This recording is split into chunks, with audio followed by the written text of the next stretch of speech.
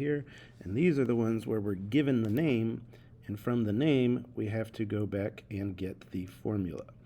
So this is going to be using our crisscross method a lot, and to do that I'm going to need my handy dandy pen ready. I look up sodium, and when I do, on the periodic table, if I take it to the top, it has a +1 charge. All right. Phosphide, remember you can't find phosphide on the periodic table, but it's phosphorus, so we just look for that first part, and we should know it's on the right side of the periodic table, somewhere in group 14, 15, 16, 17. And when we look up phosphorus, phosphorus has a -3 charge. Remember, the positives and negatives do not go in the formula down here. So when I crisscross this, I'm just going to take a 3 and put it under the Na next to it, and a 1 over here, but we don't write 1s.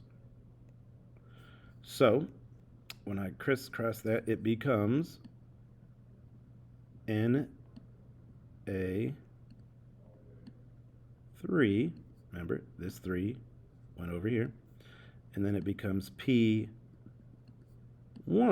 but we don't write 1s. So that is your answer, Na3P. And I'll make it a little nicer there, Na3. There we go.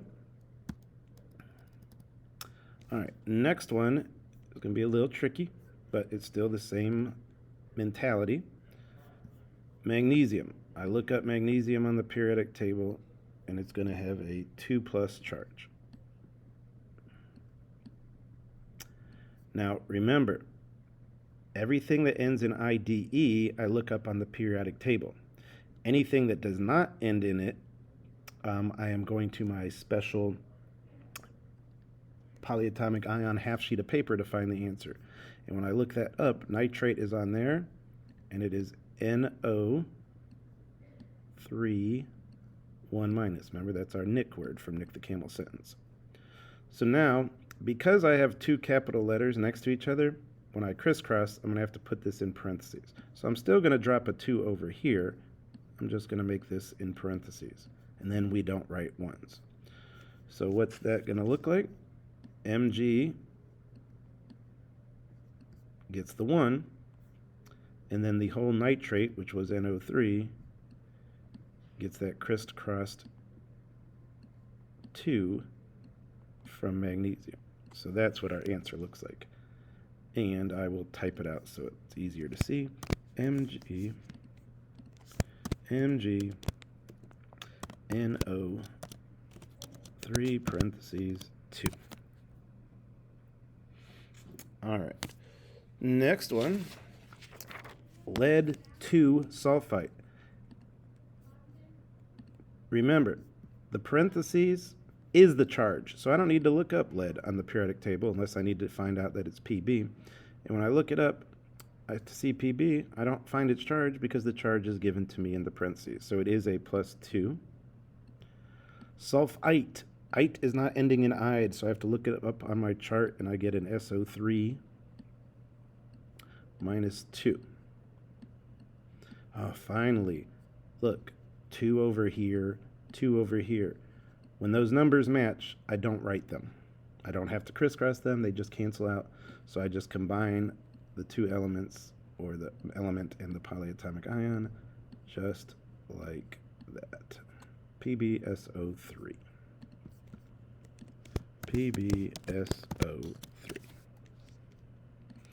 All right, same process. Look up calcium. Calcium is going to be in group 2. It's going to be a 2+.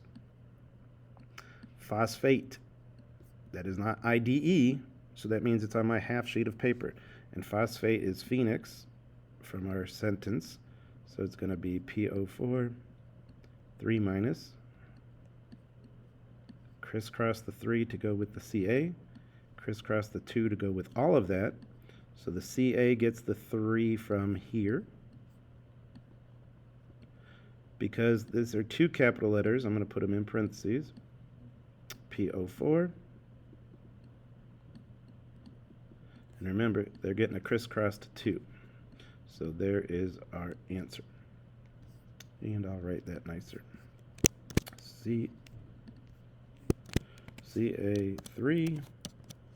parentheses PO4 parentheses 2 is our answer. And actually, ammonium. This one is a weird one because ammonium is the only positive polyatomic ion, which means it's on that half sheet. So for ammonium, you're not going to find it in the periodic table. It is on that sheet, and when you look it up, it is NH4 plus 1. Sulfate, again, not ending in "ide," so I have to go to my polyatomic half ion sheet. Sulfate is supper from our sentence, so SO4 2 minus.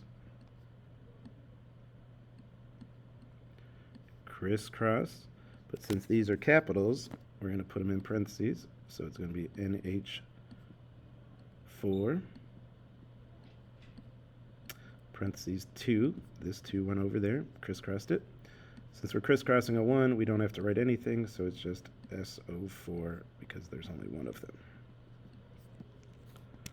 So let's put it down here so you can see it nicer. Oops, forgot the parentheses. NH, why is it not typing? Parentheses. NH4 SO4.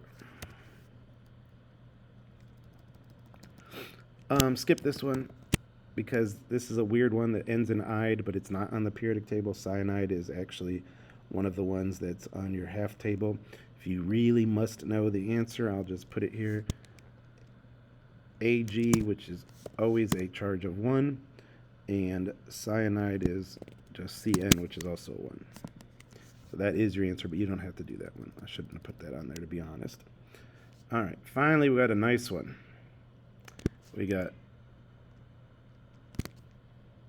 aluminum sulfide.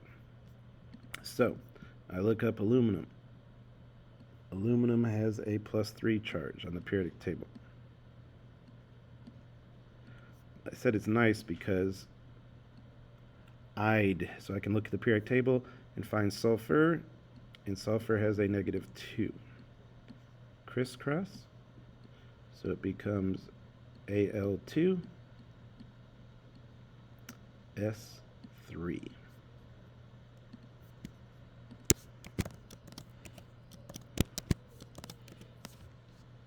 Another nice one, an IDE word, beryllium chloride. So I'm going to go ahead and look up Be, and Be is going to be a +2.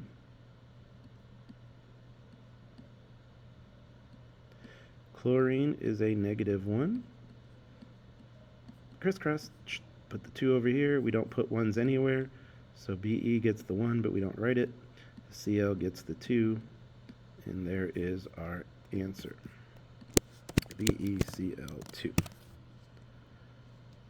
Copper 1, which means copper has a 1 charge. How do I know that? This one tells me that.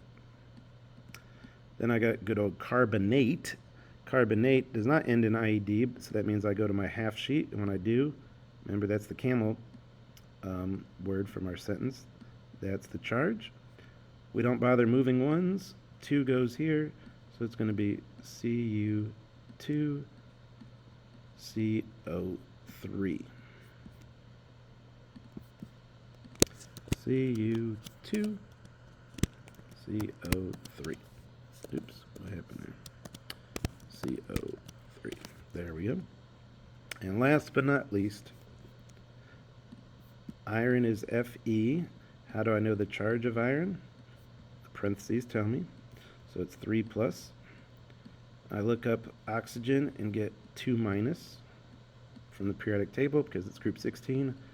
Cross Fe2O3, which is actually rust. That's the formula for rust. And we are done. Make sure all your answers are good. Study this if you need to. Practice it as many times as you need to before the test. And good luck.